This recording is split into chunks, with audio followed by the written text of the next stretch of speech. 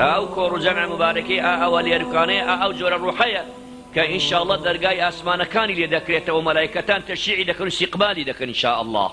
مامۆستایەکی ئاینی دیار و بەرچاوی هەرێمی کوردستان لەژێر کاریگەری نەخۆشیدا کۆچی دوایی کرد. پاش نیوەڕۆی ئەمڕۆ مامۆستا مەلا جەمیل عەلی شاوێز زانا و کەسایەتی دیاری ئیسلامی هەرێمی کوردستان و شاری هەولێر کۆچی دوایی کرد. مامۆستا جەمیل عەلی کە بە مەلا جەمیل شاوێسی ناسراوە پێش نوێژ و تارخوێنی مزگەوتی عەلاءەدین سەجادی بووە دوای 5 مانگمانەوەی بە نەخۆشی و ئازار لە سوورێنسکیدا پاش نیوەڕۆی ئەمڕۆ هەینی کۆچی دوایی کرد. ئێمە یەتیم بووین بەڕاستی. مامۆستا کەسێکی عادی نەبوو، چەند ساڵە کە پێکەوەینە لەگەڵی خۆی گەورە بە کەرەم و بە ڕەحمی خۆی لەگەری بکاتن ئینشاءڵڵا. لەوێ بەمنی گوت هیچ شتێکی نابی لەم بشاریەوە، چم هەیە دەبی پێم بڵێ. گوتم وعدەبی مامۆستا. دکتۆر چی گوت؟ ئەوەی گوتی ئەمن پێت بڵێ. جا کە پێی گوت ئەتوو لە مەعیدەی سەرەتانت هەیە ئەم پێم گوت.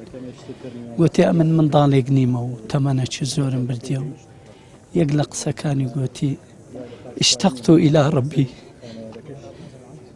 اشتقت إلى ربي.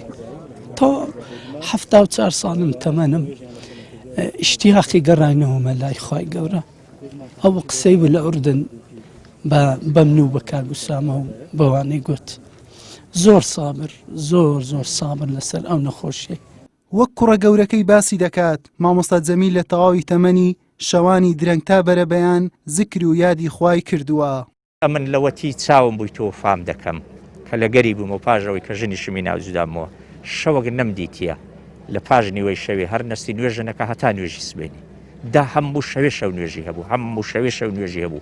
پاشی شەو نوێژی پێکەوە دەچوونە مزگەفتی نوێژی بەیانیمان دەکرد داهاتەوە جوز قورآانی دەخین ئەو جە دەنووست پاشان هەر دەستان نوێژی چێشتانی دەکرد دەوری قورئان یعنی وەکو حەزرەتی عایشە باسی پێغەمبەری دەکە کانە قورئانن یەمشی عەلە بابیشم ئەو هەبوو یعنی بەس خەریکی قورئان بوو هیچ شتی دی نەبوو هەر خەریکی قورئان بوو.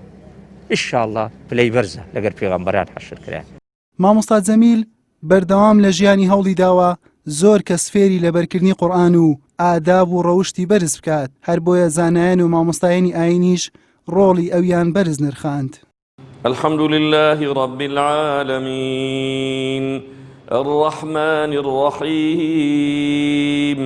مامۆستا جەمیل دەکرێت بڵین زانایەکی گەورە بوو، پیاوێکی بە جورئەت بوو، هەم لە وتاربێژی پیاوێکی سەرکەوتوو بوو، وتاربێژی سەرکەوتوو بوو. مامۆستا لەلایەن جورئەت و حەقبێژی پیاوێکی بە جورئەت و حەقبێژ بوو. مامۆستا حافزی قورئان و قورئان لێبەر بوو. مامۆستایەکی بوو لە داعیە قەدیمەکانی شاری هەولێر کە ئێمە لە نزیکەوە لەگە مامۆستای عەلاقەی پتەومان هەبووە.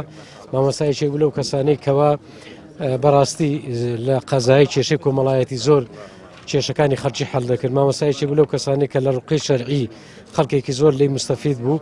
مامۆستایەکی بوو لەو کەسانە کە چەندەها پیا و ئافرەت و گەنج و لاوی پێگەیاندۆ و قورئانی پێ لەبەر کردوون. هیچ کەسێک نابی لە لای ئیماندار خۆشەویستتر بی لە ئەڵڵا و لە ڕەسوول الله و لە ئیماندار. مامۆستا جەمیل بەهۆی نەخۆشی شێرپەنجەوە دەرزی کیمیایی لێدرا بوو بەهۆی بەرزبوونەوەی تەمەنیشی بەرگەی نەگرت و نیوەڕۆی ڕۆژی هەینی کۆچی دوایی کرد و ماڵ ئاوایی لە ئازیزانی کرد. مامۆستا جەمیل عەلی سەرجەم قورئانی پیرۆزی لەبەر بووە و بەڕێوبەری ڕێکخراوی ئیقرا بووە بۆ زانستەکانی قورئان. بەم بۆنەیەوە هەریەک لە سەرۆکی پەرلەمانی کوردستان و سەرۆکی فراکسیۆنی کۆمەڵی ئیسلامی و پارێزگارەکانی هەولێر و سلێمانی پرسەنامەیان ئاراستەی کەس و کار و بنەماڵەی مامۆستای کۆچکردوو کرد هاوخەمی خۆیان بۆ لە دەستدانی ئەو زانە دیارەی کوردستان دەربڕی. حوسێن محەممەد کەناڵی ئاسمانی پێیام هەولێر.